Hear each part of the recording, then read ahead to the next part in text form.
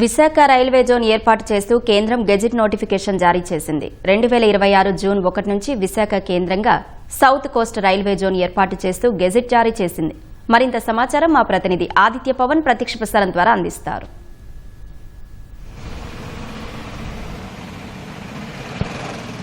ప్రస్తుతం మనం సిరిపురంలో ఉన్నాం. సిరిపురంలోని VMRDA ది డెక్లో ఉన్నాం. ది డెక్ మన వెనక కనిపిస్తున్నటువంటి ఈ భవనంలోనే దక్షిణ కోస్తా రైల్వే జోన్ తాత్కాలికమైన కార్యాలయం, రైల్వే జోన్ జనరల్ మేనేజర్ వారి కార్యాలయం.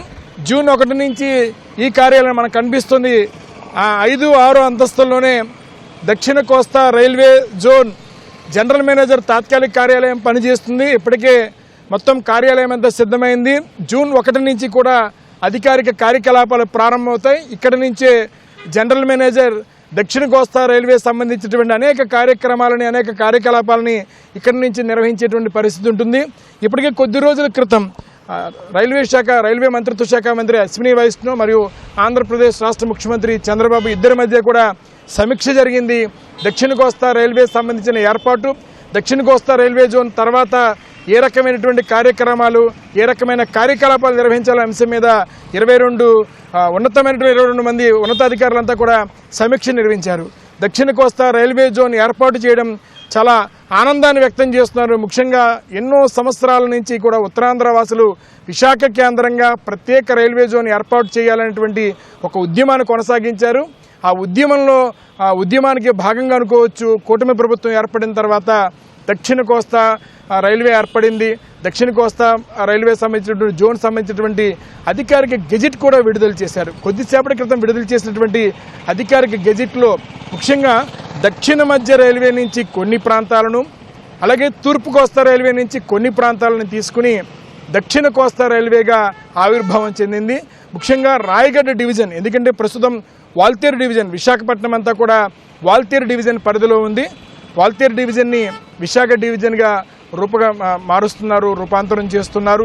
మరోవైపు రాయగడ్డ ప్రాంతం నుంచి, ఎందుకంటే రాయగడ్డ డివిజన్లో ఉన్నటువంటి కొన్ని ప్రాంతాలని కూడా ఇందులో విలీనం చేస్తూ దక్షిణ కోస్తా రైల్వేలో విలీనం చేస్తున్నట్టు కూడా గెజిట్లో పొందుపరిచారు. సుమారుగా 463 కిలోమీటర్లు రాయగడ్డ, వాల్తేరు ఈ 2 డివిజన్లకు సంబంధించినటువంటి ప్రాంతాలను ఇచ్చాపురం, విజయనగరం, విశాఖపట్నం ఈ 3 ప్రాంతాలు, దువ్వాడ ఈ 3 ప్రాంతాలని కలుపుతూ అనేక నుప్పాడ కావచ్చు ఇతర ప్రాంతాలను కలుపుతూ కూడా 463 కిలోమీటర్లు రాయగడ డివిజన్ నుంచి విశాఖ డివిజన్కి మారుస్తున్నట్టుగా కూడా గెజిట్లో పొందుపరిచారు.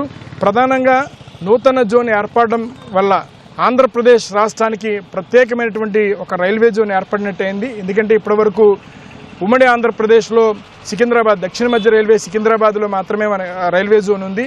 ఇప్పుడు దక్షిణ మధ్య రైల్వే నుంచి కొంత భాగాన్ని, తూర్పు కోస్తా రైల్వే నుంచి కొంత భాగాన్ని తీసుకుని దక్షిణ కోస్తా రైల్వే జోన్ విశాఖపట్నం కేంద్రంగా ఏర్పాటు చేస్తున్నారు. ఇది తాత్కాలికమైన భవనం మనం చూస్తున్నాం.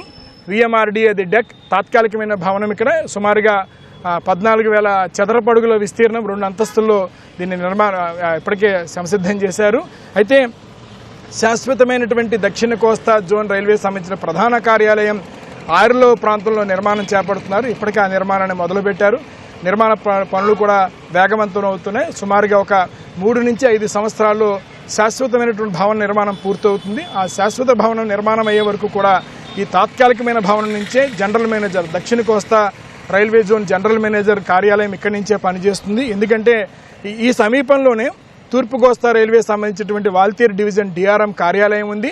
ఎందుకంటే ఈ కొత్తగా జోన్ ఏర్పడిన సమయంలో అనేక చర్చలు, సమావేశాలు, అధికారుల మధ్య సమన్వయం ఉండాల్సిన అవసరం ఉంది. కాబట్టి సమీపంలోనే DRM కార్యాలయానికి చాలా సమీపంలోనే తాత్కాలిక దక్షిణ కోస్తా రైల్వే జోన్ తాత్కాలిక కార్యాలయం పనిచేస్తుంది. ఈ రైల్వే జోన్ ఏర్పడడం వల్ల ఆంధ్రప్రదేశ్ ప్రజలకి, ముఖ్యంగా చాలామందికి రైల్వే ప్రయాణికులకి ఒక శుభవార్తగా చెప్పుకోవచ్చు.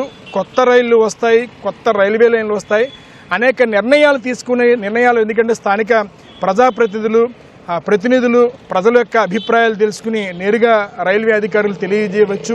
ఫలితంగా రైల్వే ప్రయాణికులకి మేలు జరుగుతుంది. కొత్త రైలు రాక విషయంలో కావచ్చు, మరొక కొత్త రైల్వే లైన్ ఏర్పాటు విషయంలో కావచ్చు, స్టేషన్ల ఆధునీకరణ. ఇప్పటికీ ఆంధ్రప్రదేశ్ రాష్ట్రంలో చాలా రైల్వే స్టేషన్లని అమృత్ స్టేషన్ల కింద గుర్తించి వాటన్నింటినీ అభివృద్ధి చేస్తున్నారు. విశాఖపట్నం పరిసర ప్రాంతంలో ఉన్నటువంటి విశాఖపట్నం రైల్వే స్టేషన్ని ఆధునీకరిస్తున్నారు. మరోవైపు దువ్వాడ రైల్వే స్టేషన్ని కూడా ఆధునీకరిస్తున్నారు. అనేక కొత్త రైల్వే స్టేషన్ల ఆధునీకరణ ప్రక్రియ జరుగుతుంది.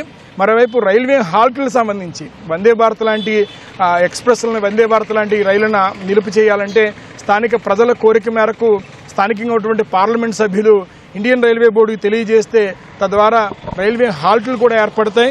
కొత్త రైల్వే జోన్ ఏర్పాటు చేయడం వల్ల ప్రజలకి ఎంతో సౌకర్యవంతంగా ఉంటుంది. సరికొత్త రైళ్లు వచ్చే అవకాశం ఉంటుంది, సరికొత్త రైల్వేలు వచ్చే అవకాశం ఉంది. గెజిట్లో కూడా చాలా వరకు ఈ గెజిట్లో చాలా డివిజన్లని పొందుపరిచారు. దక్షిణ కోస్తా రైల్వే సంబంధించినటువంటి డివిజన్లని పొందుపరుస్తూ గెజిట్ కూడా విడుదలైంది.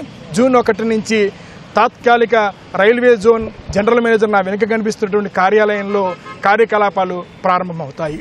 కెమెరా పర్సన్ సురేష్తో ఆదిత్య పవన్, విశాఖపట్నం.